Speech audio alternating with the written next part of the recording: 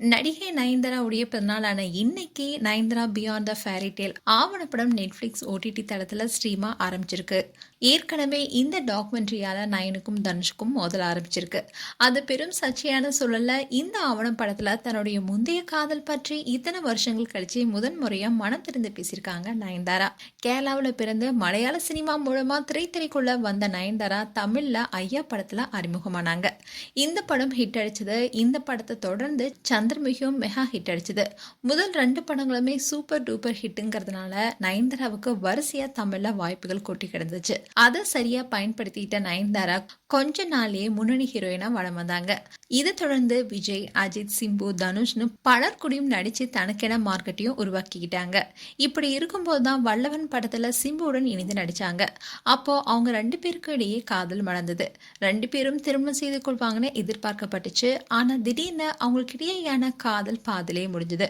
அதற்கு காரணம் நயனுடன் தனிமையில இருக்கும்போது எடுத்த போட்டோவை சிம்பு வெளியிட்டதுதான் சொல்லப்பட்டுச்சு. சிம்புவுடனான காதல் முறிவுக்கு அப்புறமா சில காலம் சிங்களா இருந்த நயன்தாரா அடுத்ததா பிரபுதேவாவை காதலிச்சாங்க. அந்த காதலும் பாதியில முடிஞ்சது. இப்படி 2 காதல் தோல்விகளை அவங்க சந்திச்சாங்க. அந்த சமயத்துல அவங்க மேலதான் பலரும் விமர்சனம் வச்சாங்க. அதுக்கப்புறமா இயக்குனர் விக்னேஷ் சிவனை காதலிச்சு திருமணம் செஞ்சுக்கிட்டு இப்போ உயிர் உலகன்னு 2 மகன்கள் இருக்காங்க. இந்நிலையில நயன்தாரா பற்றிய ஆவணப்படம் Nayanthara beyond the fairy tale என்ற பெயர்ல அவங்களுடைய பிறந்தநாளான இன்னைக்கு நெட்ஃபிளிக்ஸ்ல ஸ்ட்ரீமா ஆரம்பிச்சிருக்கு. இதை இயக்குனர் கௌதம் மேனன் இயக்கியிருக்காரு. 1 மணி நேரம் 22 நிமிஷம் ஓடக்கூடிய அந்த ஆவணப்படத்துல நயன்தாரா அவங்களுடைய அம்மா நயன்தாராவை அறிமுகப்படுத்திய இயக்குனர்னு பலரை பத்தியும் நயன்தாரா பேசியிருக்காங்க. அதோட தன்னுடைய முந்தைய காதல் பற்றியும் மனம் திறந்து பேசியிருக்காங்க நயன்தாரா. அதுல சிம்புவுடனான முதல் காதலை பத்தி பேசும்போது, என்னுடைய முதல் காதல் முழுக்க முழுக்க நம்பிக்கை நடிப்பில் இருந்துச்சு. அது மட்டும்தான் இருவருக்கிடையே நல்ல ரிலேஷன்ஷிப்பா வச்சிருக்கோம். காதலை தாண்டியும் நம்பிக்கை வேண்டும். எதிரில் இருக்கிற நபர் நம்மள முழுசா காதலிக்கிறாங்கன்னு நம்பணும்.